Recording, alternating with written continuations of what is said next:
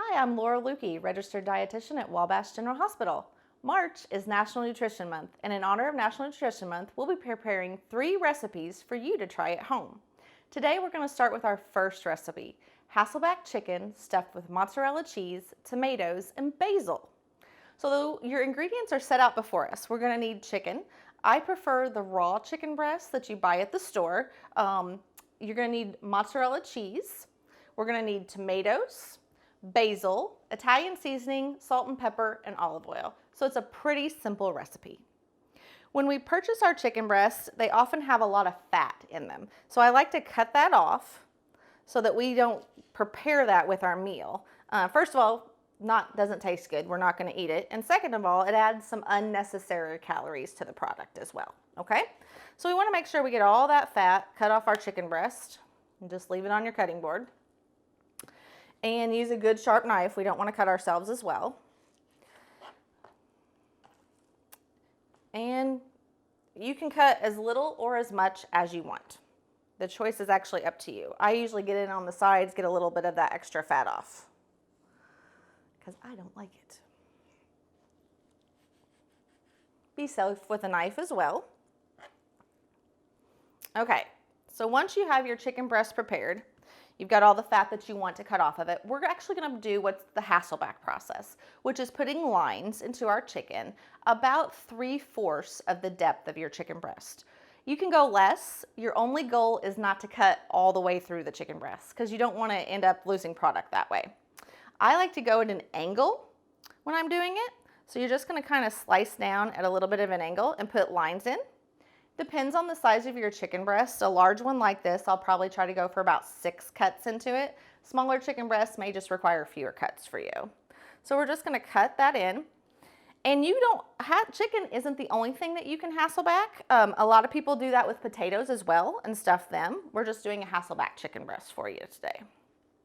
So we're going to cut these in so you can see them and have them all ready for you. 1, 2, 3, 4, 5, 6, and we'll just get that extra little cut. And I wasn't very good. I actually did break through in a few spots, so do try to be careful because that's not something that you want to do. Obviously, I've been touching raw chicken, so I'm going to wash my hands while we switch over to cut our tomatoes. Okay, so we're going to cut our tomatoes to stuff inside our chicken breast. Remember to switch your cutting boards. Raw meats, like chicken and fish and beef, contain bacteria, and we don't want to cross-contaminate those. So we may be able to we want to use different cutting boards when we're doing that because we don't want to make anybody sick by doing cross-contamination. Remember when you buy your tomatoes, I always like to clean my fresh produce before I use it, so wash that off. And be safe with a knife as always. I just am cutting slices into the tomatoes and just going to slice it that way. When I stuff it, it depends. You could like a thick slice of tomato or a thin slice of tomato. The choice is totally up to you. And your cuts don't have to be perfect. Remember, this is going to go into the oven to bake, so it's however that you like to do it.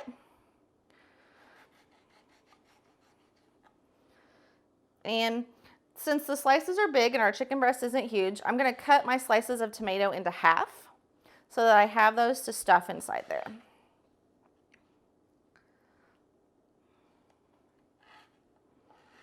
Now remember, you may not like mozzarella, tomatoes, or basil leaves, so you're always welcome to figure out something else to stuff into your chicken breast. Some thoughts that came to mind for me were maybe using cheddar cheese with bacon and a ranch seasoning on them. Thought that could taste good. Or for me, with doing this and the tomatoes, I think spinach would taste really good stuffed into the chicken breast. So the choice is all up to you. It's all about what you like and what you want to put in there. Next, we are going to get our mozzarella cheese ready. I purchase everything locally, so everything that you see here is from local grocery stores. So I purchased my mozzarella cheese already pre-sliced, so it's something that you can just pull apart. It's really nice, but the chunks are pretty big, so we're going to be cutting those in half to line up with our tomato and basil to put inside our chicken breast. So it's just something really easy, and so we'll get those cut in half for you. And also, I'm gonna wash my hands again because the acidity from the tomatoes mixing with the cheese, it's gonna cause the cheese to break down a lot quicker. So we wanna work a little fast while we're doing that. So I'm gonna get my hands clean, and I'm also gonna wash the basil and get it ready. So when we're ready to stuff, we're all good to go. Now I have purchased fresh basil to use with our chicken breast.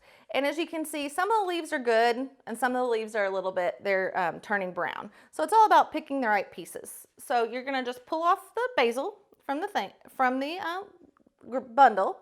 I like to cut the stem off. I'm not going to use that. And remember, when you're using herbs and spices, a little goes a long way. They're extremely strong in flavor and taste. So it's all about what you like. But it won't take much basil to fit in there. And I'll even be cutting these leaves further to match up with our tomato and our mozzarella cheese to put into our chicken. So a little goes a long way. And that's true with almost all herbs and spices. Salt and pepper included in that category. So I've got 1, 2, 3, 4, 5, 6, 7 cuts. 1, 2, 3, 4, 5, 6, 7. I'm good. 1, 2, 3, 4, 5, 6, 7. I've got plenty of tomatoes, and we need to cut that cheese in half. I can use the same knife that I used on the basil.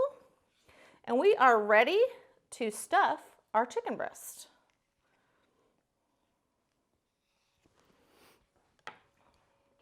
Don't be afraid to get dirty in the kitchen. Just remember to wash your hands frequently so that you don't cause some foodborne illness. I like to line everything up. So mozzarella cheese with tomato, with basil, and stuff it in my first cut.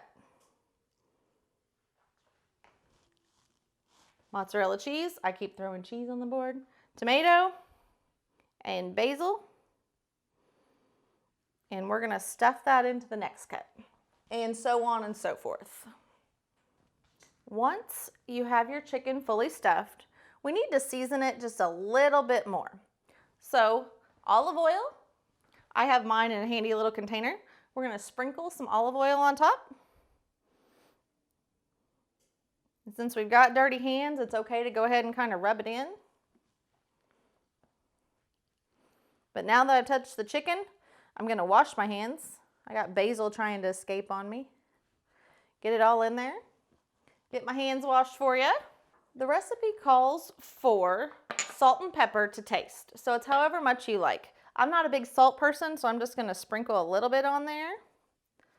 When it comes to pepper, I love the fresh pepper grinder because you can control the coarseness and how you like it.